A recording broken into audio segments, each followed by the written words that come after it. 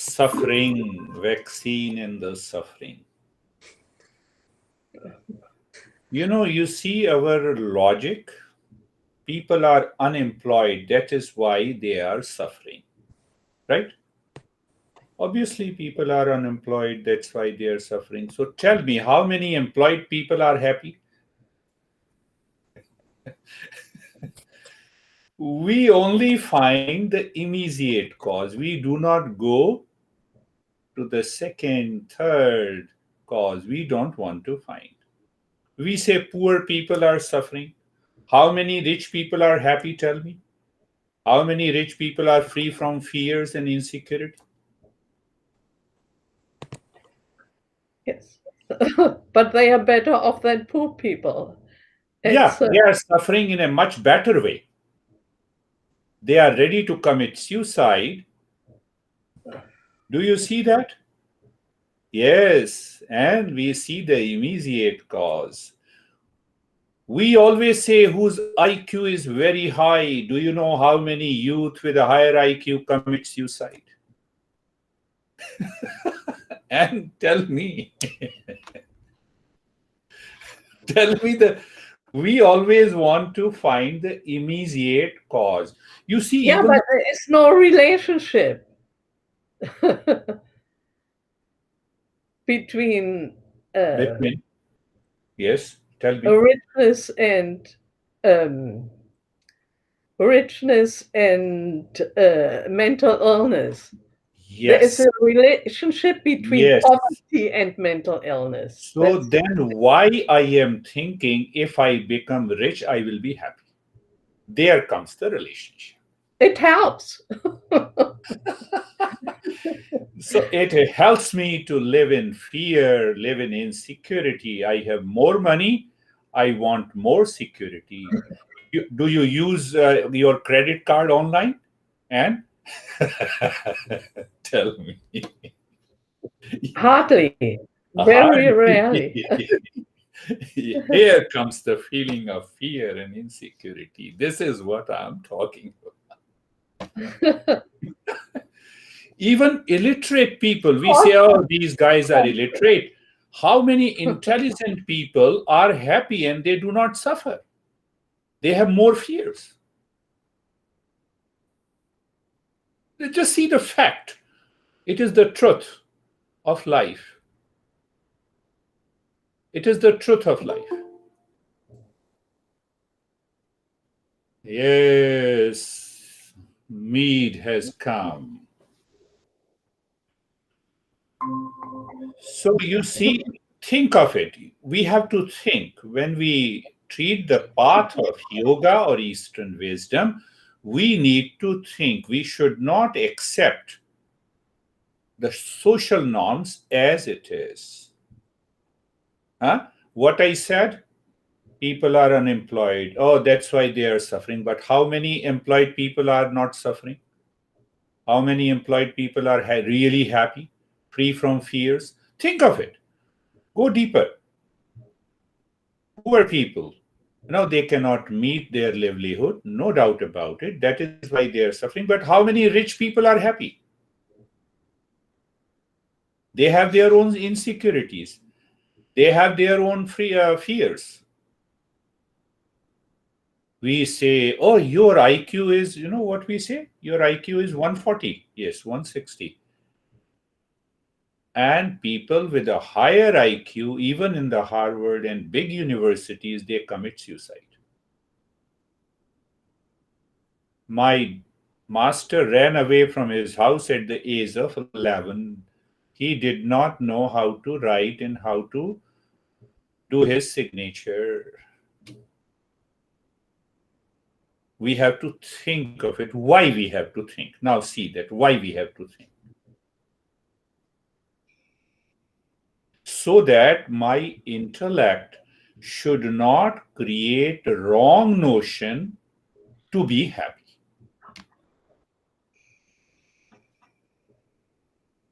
That is the entire journey of yoga. Now see that whatever, I am not suffering because I do not count dollars. I am not suffering because I do not follow social norms. I know social norms, I follow it. I know mathematics. I know how much money I have in my bank account. What is the cause of suffering? What is the cause of my anxiety, my fear, my insecurity? You know, every day I'm living in that anxiety, insecurity, suffering, pain, duality, conflict. And I have been repeating it again and again, days after days, weeks after weeks, months after months. And I say, this is life. In India, we say, what a life without a wife. So after a few years, you say, what a life with a wife. No, no, with excuse, with forgiveness from four beautiful women. We are only two. So it applies to men also. So yoga is asking that I must sit down and find out the real cause of suffering.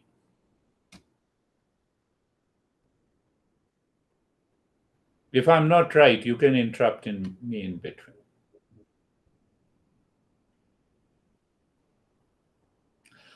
I am very handsome or beautiful, there is a problem. And I'm not, still there is a problem. So our master says that the real cause of suffering because I do not know myself. So, what is the goal? Goal is to know the real self. If I'm ignorant about chemistry, so I must get a knowledge of chemistry. So ignorance is gone. Simple. So I don't know my real nature. Let me know my real nature so that I can bring an end to the suffering.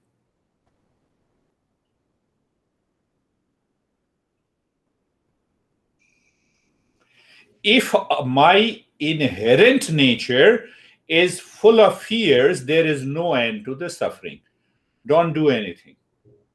If you have insecurity, huh, and insecurity is my inherent nature, please stop doing anything. Live in that insecurity. Accept it. Simply accept it. Why you are trying? So here comes the wisdom of the masters. Masters say your real self is self existent. What that means, it is independent.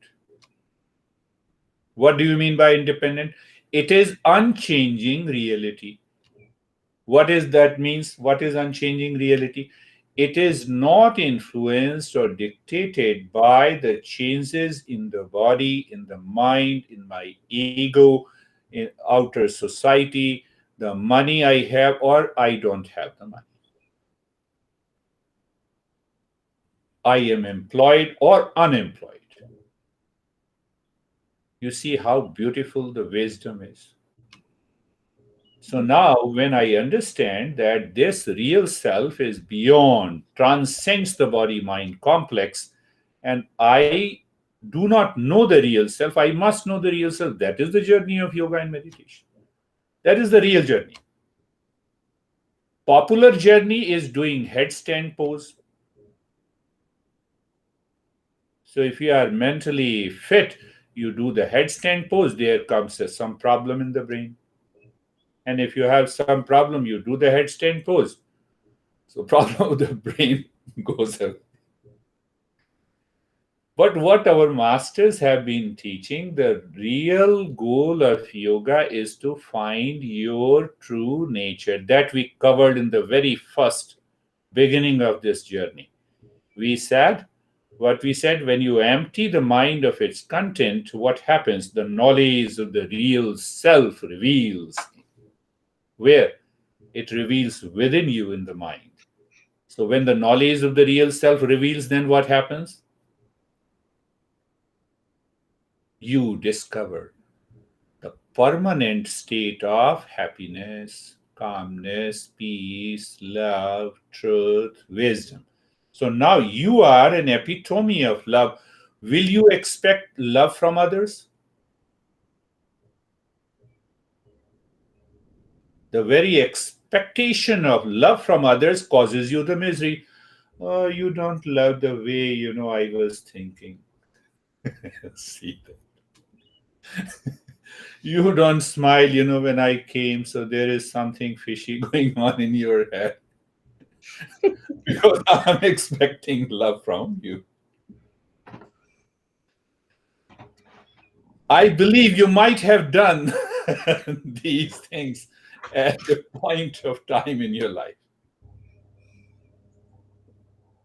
Why you have a big face?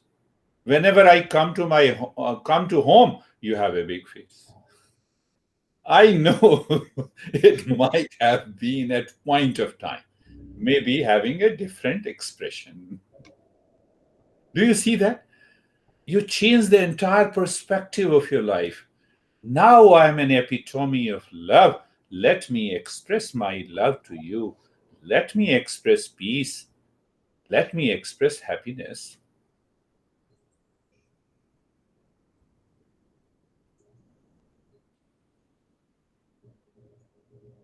Do you see that? So, the knowledge of the chemistry is taught by a teacher who knows chemistry. Same thing, knowledge of the real self should be taught by a teacher who is well versed with this. And where are the knowledge? The knowledge, that knowledge is found in the manuals of self discovery, whether you say manuals of yoga, manuals of meditation, manuals of self discovery. We have 3,000 texts. I've already told you, we have 3,000 teachers. One of my students long back in India, almost during 2000, years 2000, so he said to me that he was a brilliant student of IT. So after attending few sessions, he said, I will also join, I will become the yoga teacher. But here he has a wrong notion. What he said, now I can do headstand pose. I can walk on my hands. I also did in the beginning. In 84, 85, 86, I used to do it. I used to do all 105 postures. So when I got initiated by my master, I used to perform these poses in his monastery. After 2 years, he told me, did anything happen to you? I said, why you are asking me? I also did it. Nothing happened to me, so I left it. So I said, Master, you should have told me 2 years ago. But you should not have listened to me. Sometimes we our intellect continue to follow the wrong notion. It creates a very firm opinion and judgment.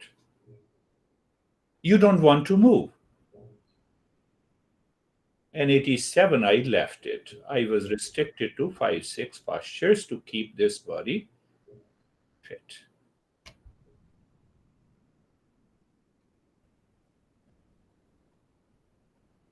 Understand this. So, what is the point of understanding that what is the ultimate cause of suffering? The ultimate cause of suffering is ignorance about my real nature. So, don't consider ignorance. I had one student last week and he said, I'm very intelligent. So, don't tell me that I'm ignorant. So, I said, you told me that you have depression. So use your intelligence to manage your depression.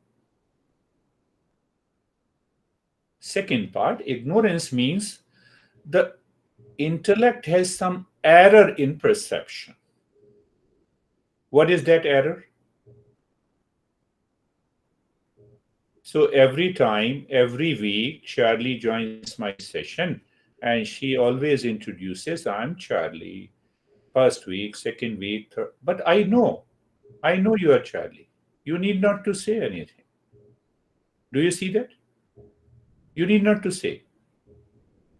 Now ask a question. Do you know real self?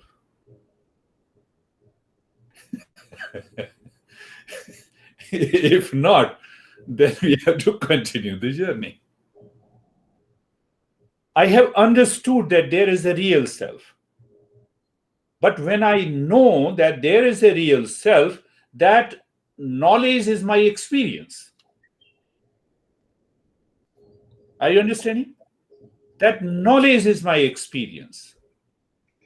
So the master says knowledge is realized in stages. The seed does not become a tree overnight. First, first stage, make an effort. Make the ground of the mind softer so that you can find cultivating. We cultivate the crop, seed does not become a tree overnight. So first stage is making an effort, understanding these principles, continue the practice. So now once you practice, what happens? You reach to the ultimate state of emptiness. Emptiness is what? You are doing nothing. So after sowing the seed, putting the fertilizer and water, you wait.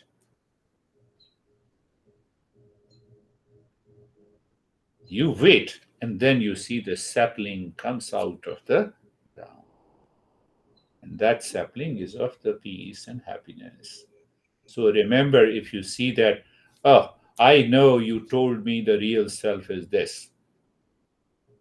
During the session, everything is good. After the session, huh, we start fighting, entering into conflict. It is not preaching. In all the religious institutions, those priests, huh, they know that preaching is easier than teaching.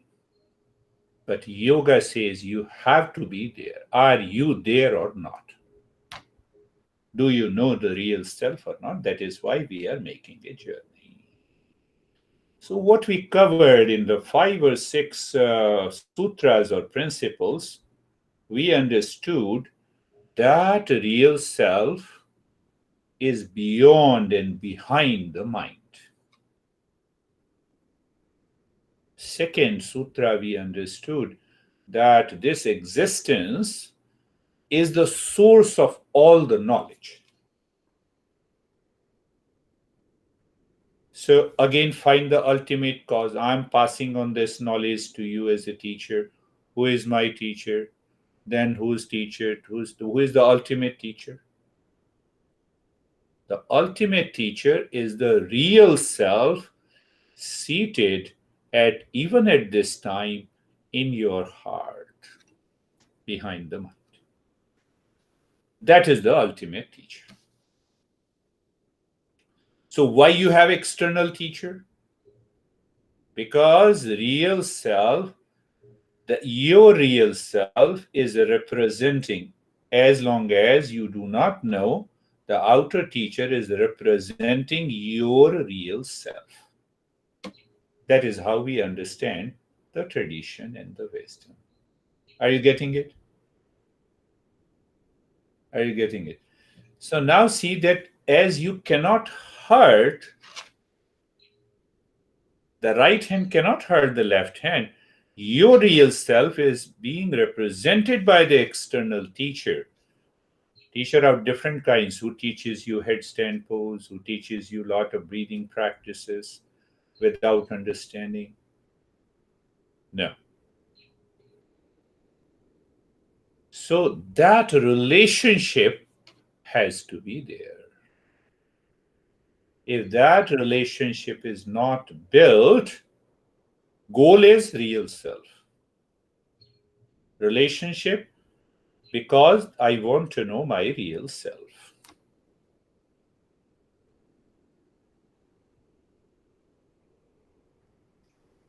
Last week I had a session for the Eastern European group. Women are always beautiful. So she used to send me the email, what should I do? My dad is drinking too much. I don't have any magic. If you chose to drink, what should I do? So, where is the focus now? How to solve that problem? My father is drinking too much and I'm totally upset. He exhausted all the money. Now he is torturing me to give me the money. What should I do?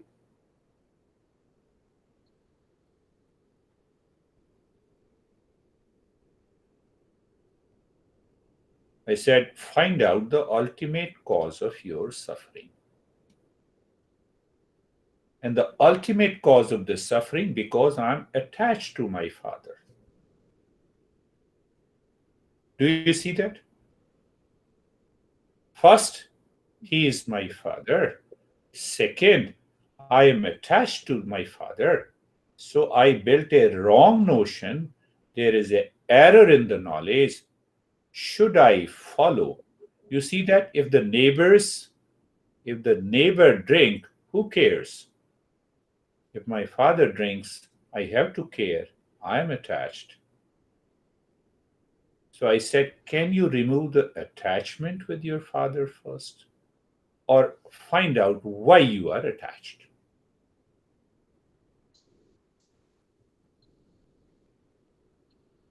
She responded, I'm intelligent. If you are intelligent, then continue to suffer. Who says that? Understand, yoga follows a logic, facts, and the truth. But then next week she joined and she said, I understand now why I am suffering because of others. I said, go ahead, move to the next step. First, I should be clear. I should be in peace to help you move into peace. Are you getting it? Even in your relations, if you are in peace, peace is a great power. Happiness is a great power.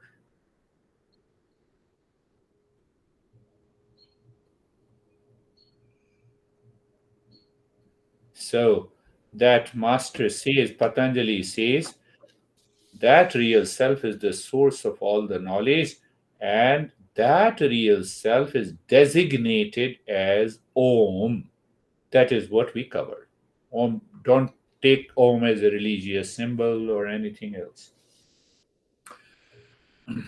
If Om is a religious symbol, then Sophie is also a religious symbol, then John is also a religious symbol.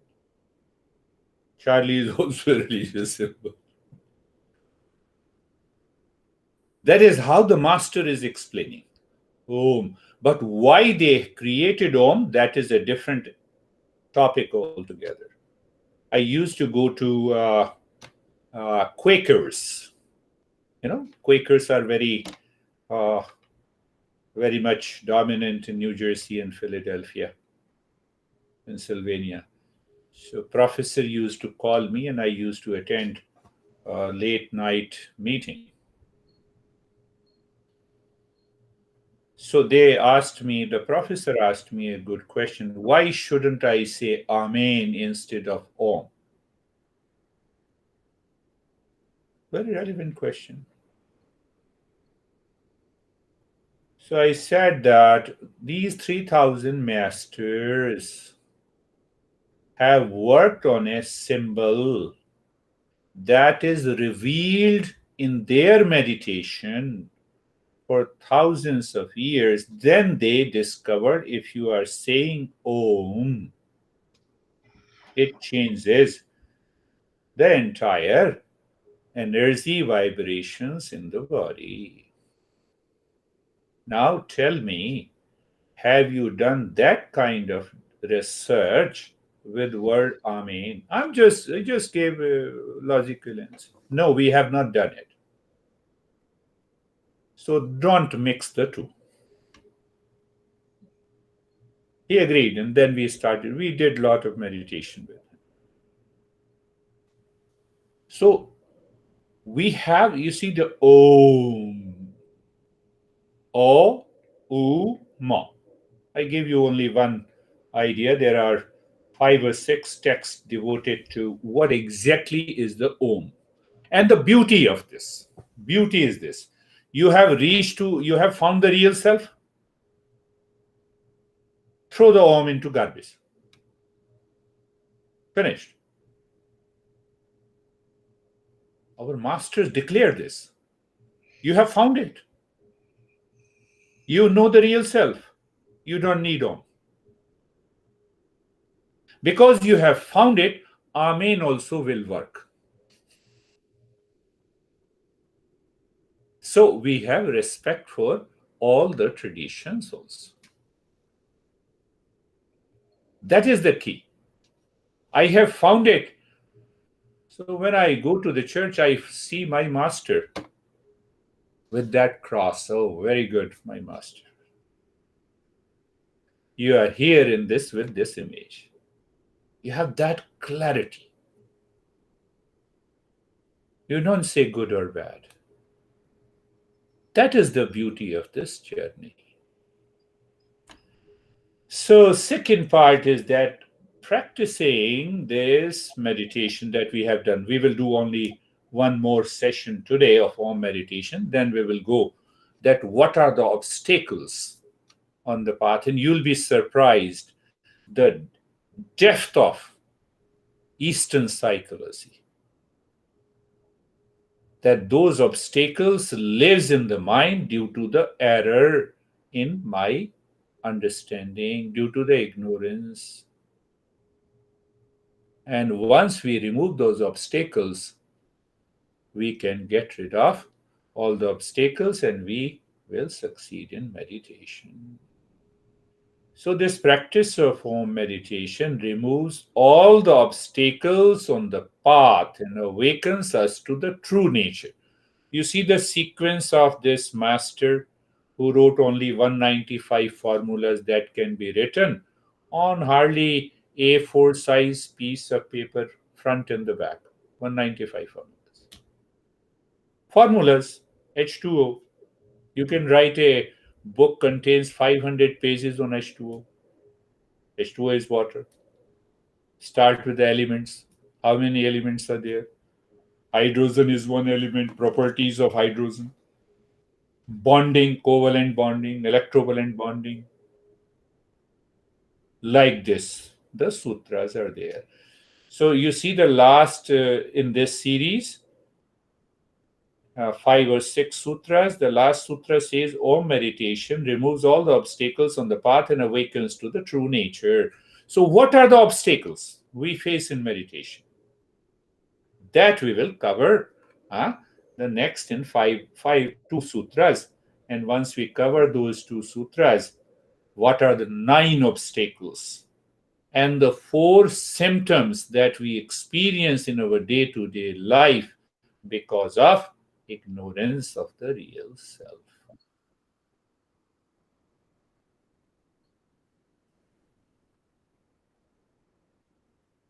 So let us start our journey of meditation. A lot of gossip has been done.